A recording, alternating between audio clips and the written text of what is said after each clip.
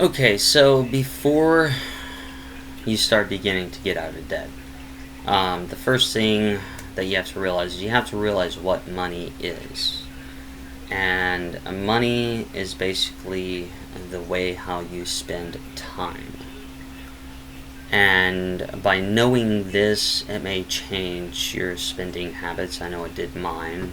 But when I think about giving money towards something or buying something, I think about it as this is the time that I'm losing, is when I give my money. Okay, so first we need to know what money is before we get into this. And so I got an empirical study, and the conclusion of that empirical study is this.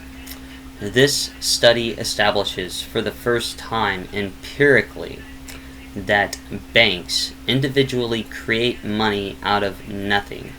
The money supply is created as fairy dust produced by the banks individually out of thin air.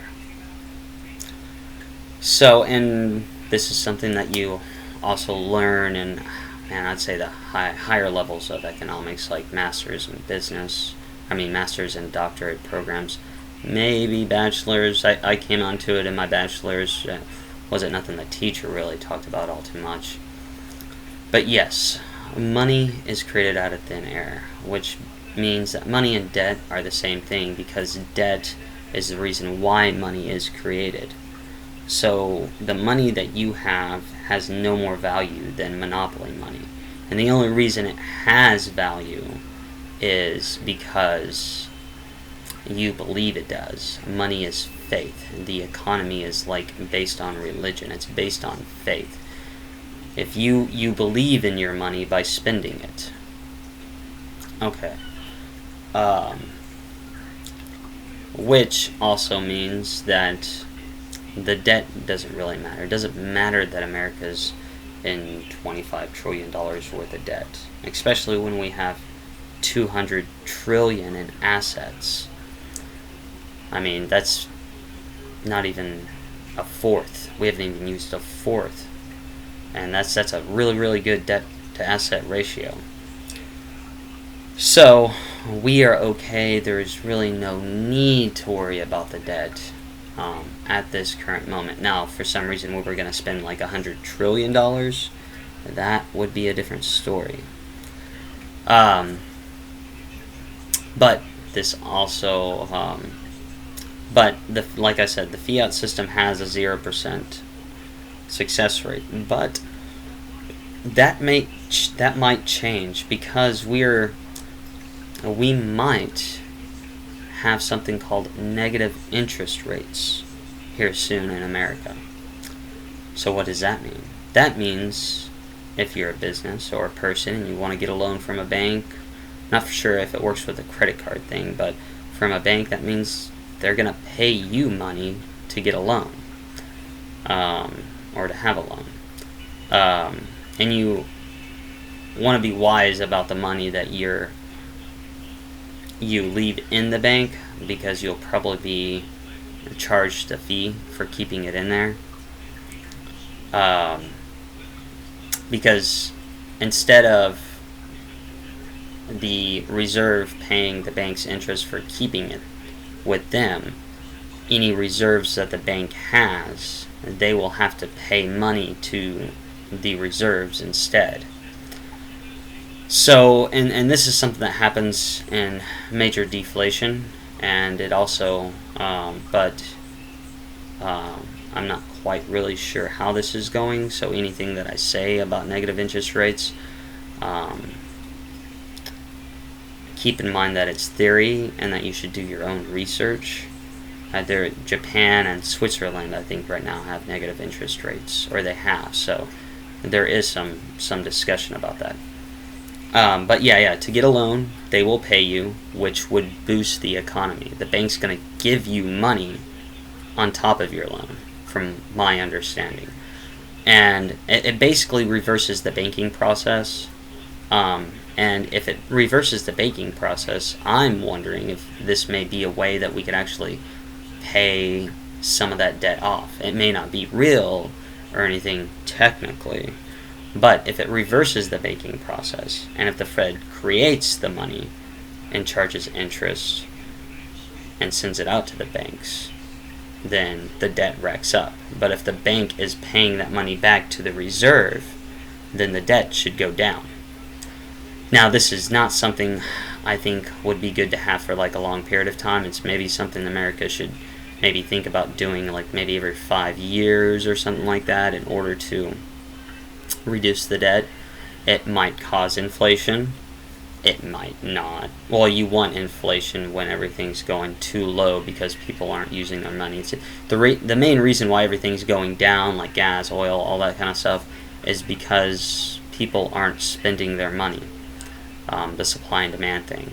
So in order to reboost that, you do a negative interest rate. You pay businesses and people to stimulate the economy, because if they leave the money in the bank, then they're going to have to pay part of that charge fee back to the Federal Reserve that the bank pays itself. So the more money that you have in the open and in the economy is better.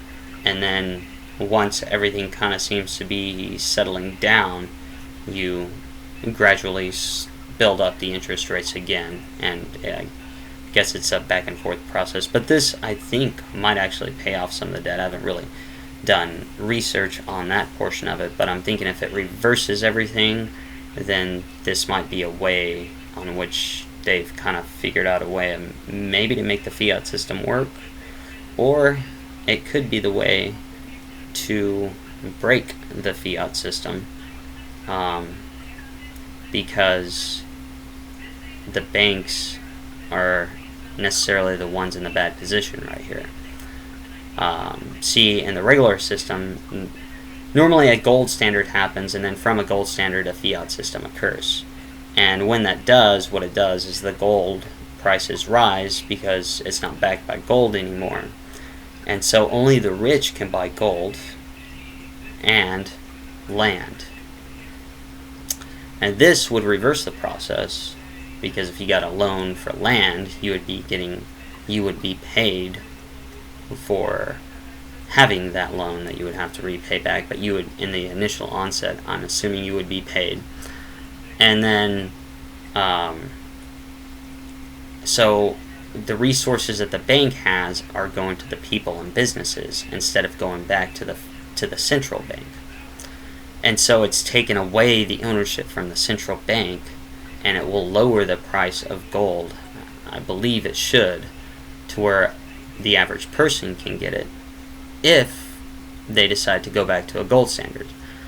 I don't know which way everything's going to go when this happens, or if it happens. It may not happen, but I'm just throwing ideas out there. I think it's actually a very interesting idea of giving resources back to the people while paying the debt off, if that's how it actually translates. But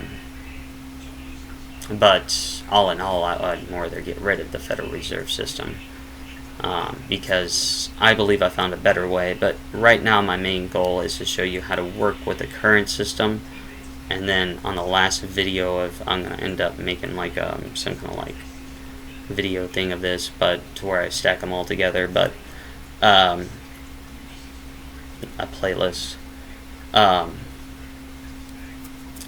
if this works, then that could be something. But at the last video I will show what my idea is. But my idea also involves a rise of consciousness,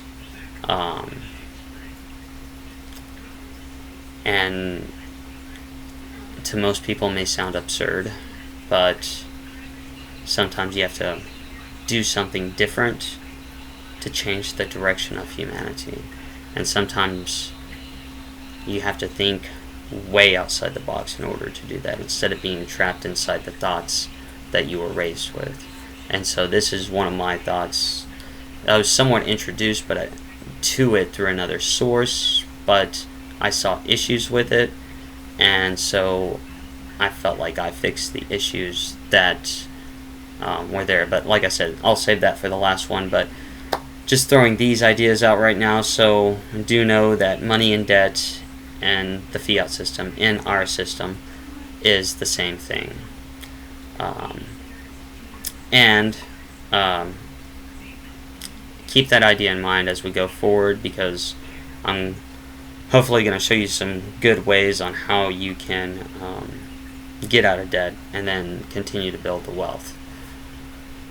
Alright, well, if you have any questions about this, because I know this one may be confusing, just ask, because the whole negative interest thing is a little bit confusing to me myself, because I haven't seen much on it, but I can try and find the best amount of information that I can.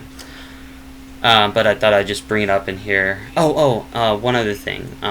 You don't own land in America unless you have a land patent. That's another idea to keep in mind when you are buying land, is you want a land patent. And I'll kind of give you the links to that in the description, along with the study. So I'm going to go ahead and let you guys go. I hope you enjoyed this one, and talk to you later.